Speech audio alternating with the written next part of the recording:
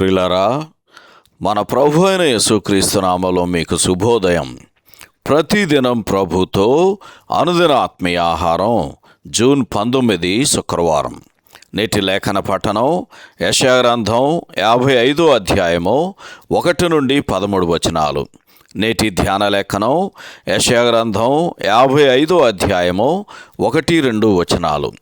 దప్పిగొనిన వారలారా, నీళ్ల యొద్దకు రండి. రోకలు లేని వారలారా, మీరు వచ్చి కొని భోజనము చేయుడి.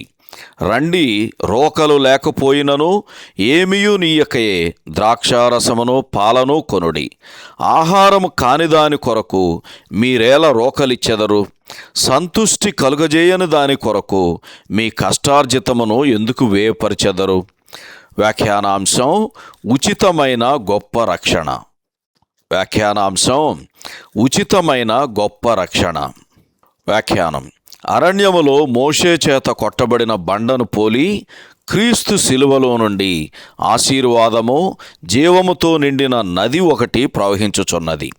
దప్పిగొనిన ప్రతివానికి తరిగిపోని ఈ జీవపు ఓట అందించబడుచున్నది. ఇక్కడ ఇది ప్రవక్త ఇచ్చే పిలుపు. కానీ ప్రభు అయిన యేసు ఈ విధంగానే యోహాను సువార్త 7వ అధ్యాయం 37వ వచనంలో, ఎవడైనను దప్పిగొనిన ఎడల నా యొద్దకు వచ్చి దప్పి తీర్చుకొనవలను అని బిగ్గరగా చెప్పాడు. ఎవడైనను అను కృపతో కూడిన ఈ మాట యోహాను సువార్త 3వ అధ్యాయము 15-16 వచనాల్లో, 11వ అధ్యాయము 26వ వచనంలో, 12వ అధ్యాయము 46వ వచనంలో కూడా కనబడుతుంది.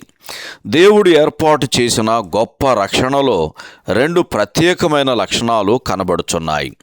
మొదటిగా అది ఉచితము.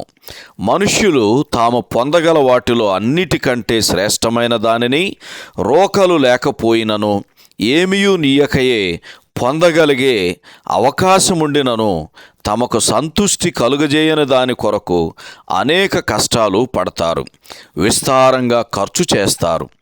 దేవుడే ఆ పూర్తి మూల్యమును చెల్లించి వేశాడు అని యెషయా గ్రంథం 52వ అధ్యాయము 3వ వచనం చదివితే మనకు అర్థమవుతుంది.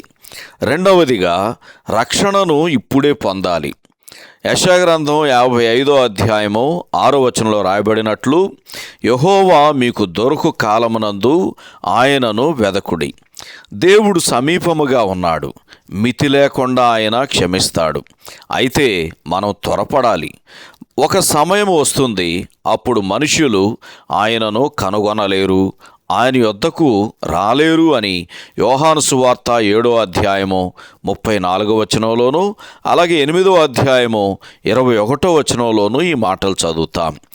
ఈ రమ్యమైన అధ్యాయములో ప్రేమపూర్వకమైన దేవుని తలంపులను గూర్చియు ఆయన మార్గములను గూర్చియు చెప్పబడిన మాటలను ఒక్కసారి తలంచుకుందాం. ఈ సందర్భంలో యెషయా గ్రంథం 55వ అధ్యాయము 8-9 వచనాలు, అలాగే రోమపత్రిక 11వ అధ్యాయము 33-36 వచనాలు చదవండి. ఆ తదుపరి ఆయన నోట నుండి వచ్చు మాటను గూర్చి చెప్పబడిన సంగతులను గమనించండి.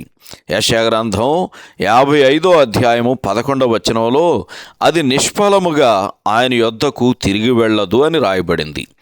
ఈ వాక్యము నీ హృదయములో కూడా ఈ ప్రభావమును కలుగజేయుచున్నదా? సహోదరుడు జాన్ కోక్లన్.